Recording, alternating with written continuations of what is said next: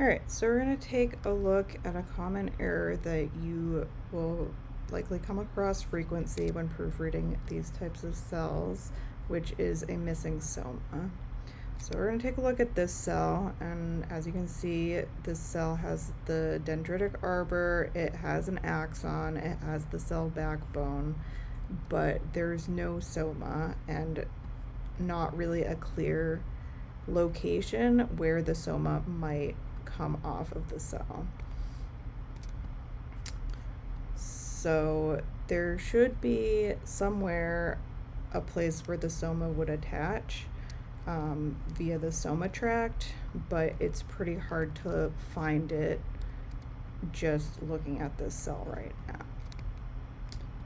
So when looking at these kinds of cells, your first instinct might be to start close to either this dendritic arbor or maybe near the end of the axonal projections and kind of just scroll down the cell until you can find a place where you find that missed connection. And that is one way that you can do it. However, there is a way to do it that's much easier and more likely to result in success.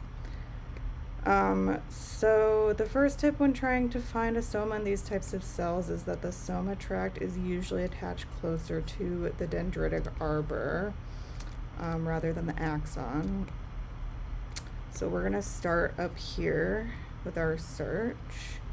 And then the really important tip is that often with these kinds of cells, the soma tract attaches and then starts to run parallel to the backbone of the cell. This is called autofasciculation.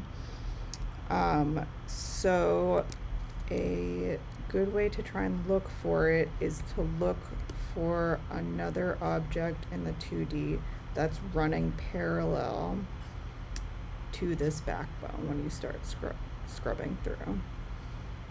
So if I go here, it looks like this object is parallel, so I might click on that. And you can see there is a parallel section with this neuron, but it looks like a distinct neuron from the one we're looking at, so we're just going to delete that. And then I might jump a little further down the cell and see if I can find anything here that looks good.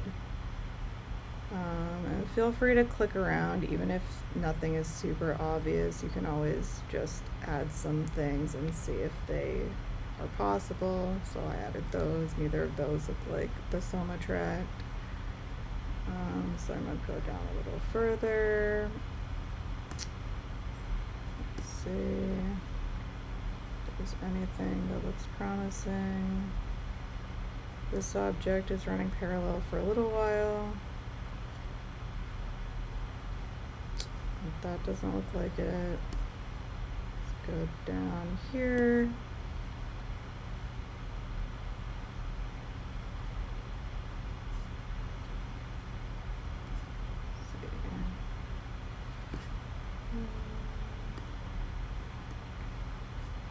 Back up a little bit.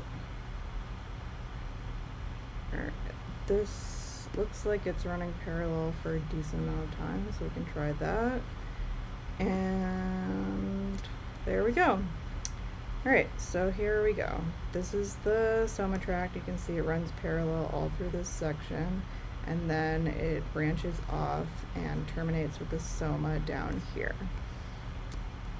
So the next thing that you would do is go up to the attachment point, which looks like it's right here, and you want to just scroll through a little bit to make sure that it looks like that is an attachment point. So I'm looking right here. You can see, I'm going to turn off the 3D for a minute.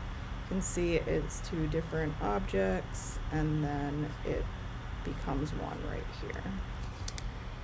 But as you can see, this is a very small attachment point, and if I remove this and you were looking at the cell, you can see that it would be very difficult to find that just sort of looking at the backbone without looking for that parallel soma tract.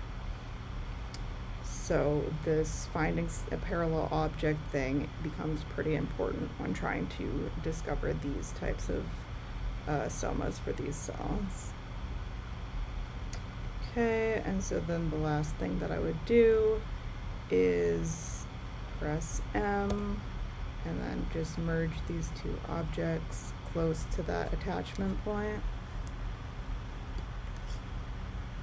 Okay, refresh. And then you're all set.